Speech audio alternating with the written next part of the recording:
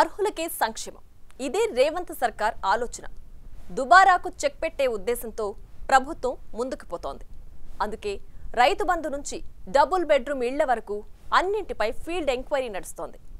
ఇన్నాళ్లు లబ్ధి పొందిన అనర్హులకు రికవరీ నోటీసులు ఇస్తున్నారు.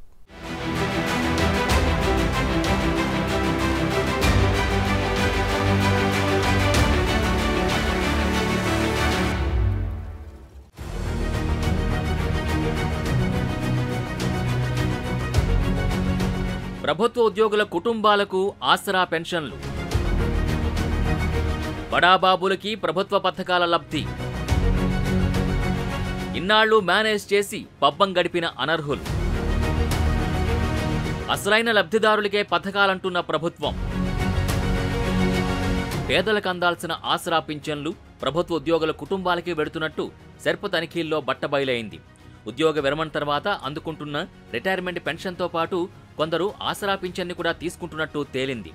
రాష్ట్ర వ్యాప్తంగా మొత్తం 5,650 మంది రిటైర్డ్ ప్రభుత్వ ఉద్యోగులు ఆసరా పెన్షన్ అందుకుంటున్నారని, ఇందులో 3,824 మంది చనిపోయారని, ఇప్పటికీ 1,826 మంది అందుకుంటూనే ఉన్నట్టు ఆ తనిఖీల్లో వెల్లడైంది. ఉమ్మడి ఖమ్మం జిల్లాలోనే 427 మంది అక్రమంగా డబుల్ పెన్షన్లు అందుకుంటున్నట్టు గుర్తించారు. ఈ కారణంగానే జూన్ నెల నుంచి వీరికి ఆసరా పింఛన్స్ ని ప్రభుత్వం నిలిపేసింది. 2 పింఛన్లు అందుకోవడం నిబంధనలకు విరుద్ధం. గత ప్రభుత్వ నిర్లక్ష్యం కారణంగా ప్రజాధనం దుర్వినియోగమైందని, రిటైర్డ్ ఉద్యోగులు వారి కుటుంబీకులు డబుల్ పింఛన్లు అందుకుంటూ ఉండడంతో అర్హులైన పేదలకు అన్యాయం జరుగుతుంది. అక్రమ ఆసరా పింఛన్ల జాబితాతో ఉమ్మడి ఖమ్మం జిల్లాలో దాదాపు 2.5 కోట్ల రూపాయల మేర దుర్వినియోగమైనట్టు అక్కడి జిల్లా అధికారుల అంచనా. రాష్ట్ర వ్యాప్తంగా నిర్వహించిన సర్వేలో ఏ మేరకు పక్కదారి పట్టిందనే లెక్కలపై అధికారులు ఆరా తీస్తున్నారు. ప్రభుత్వ నిబంధనల ప్రకారం వితంతువులు, ఒంటరి మహిళలు, వృద్ధులు, బీడీ కార్మికులు, స్టోన్ కట్టర్లు, చేనేత కార్మికులు, వికలాంగులు, డయాలసిస్, పైలేరియా, ఎయిడ్స్ రోగులకి ప్రభుత్వం ఆసరా పథకం రూపంలో ఆర్థిక సాయం అందిస్తోంది.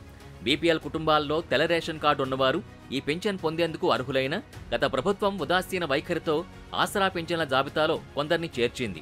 అసెంబ్లీ ఎన్నికలకు ముందే చేయూత పేరుతో ఆసరా పెన్షన్ల సాయాన్ని రెట్టింపు చేస్తామంటూ కాంగ్రెస్ హామీ ఇచ్చింది. ఇప్పుడు దాన్ని అమలు చేయడానికి కసరత్తు మొదలుపెట్టి లబ్ధిదారుల జాబితాని పరిశీలించే క్రమంలో కొన్ని అనుమానాస్పద కుటుంబాల వివరాలు బయటపడ్డాయి. సెర్ప్ సిబ్బంది క్షేత్రస్థాయి తనిఖీలు చేపట్టడంతో ఈ అనుమానాలు నిజమేనని నిర్ధారణ అయింది. రైతు బంధు పథకంలోనూ భారీగా నిధుల దుర్వినియోగం జరిగింది. కష్టనష్టాలు కోర్చి పంటలు పండించే కౌలు రైతులకి గత ప్రభుత్వం ఈ పథకాన్ని అమలు చేయలేదు. అదే సమయంలో సాగులో లేని రాళ్లు, రప్పలు, గుట్టలకి, వెంచర్లకు, ఇళ్లకు, హైవేలకు, రోడ్లకు, ఇతరత్రా వాటికి ఏకంగా 25,672 కోట్లు చెల్లించినట్టు రేవంత్ సర్కార్ చేసిన ఎంక్వైరీలో బయటపడింది. అంటే ఏడాదికి యావరేజ్గా 4,000 కోట్లు దుబారా అయ్యాయి. 100 ఎకరాలున్న భూస్వాములకు సైతం పెట్టుబడి సాయం కింద రైతు బంధు ఇవ్వడంతో పేద రైతుల్ని ఆదుకోవాలనే ఉద్దేశం నెరవేరలేదు. ఫలితంగా రాష్ట్రంలో ఆత్మహత్యలు ఆగలేదు. ఈ క్రమంలోనే కాంగ్రెస్ సర్కార్ ఇప్పుడు వ్యవసాయేతర భూముల లెక్కలు తీస్తోంది.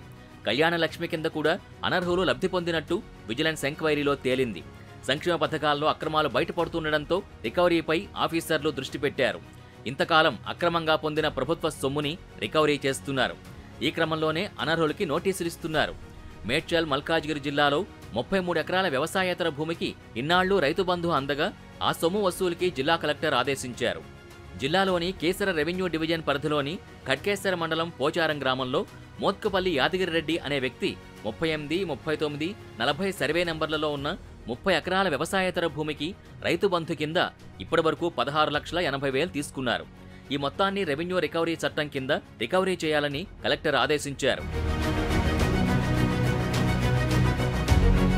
ప్రజాధనం దుర్వినియోగాన్ని, దుబారాను అరికట్టి అర్హులైన వారికి అందించాలన్న ఉద్దేశంతో రేవంత్ ప్రభుత్వం తనిఖీలకు శ్రీకారం చుట్టింది. అర్హత లేకుండానే అందుకుంటున్న వారు, రిటైర్డ్ ఉద్యోగులు, ఫ్యామిలీ పెన్షన్ అందుకుంటున్న వారికి సైతం ఆసరా అందుతుండడాన్ని సీరియస్గా తీసుకుంది. నిబంధనల్ని పటిష్టంగా అమలు చేయడంపై అధికారులు దృష్టి సారించారు.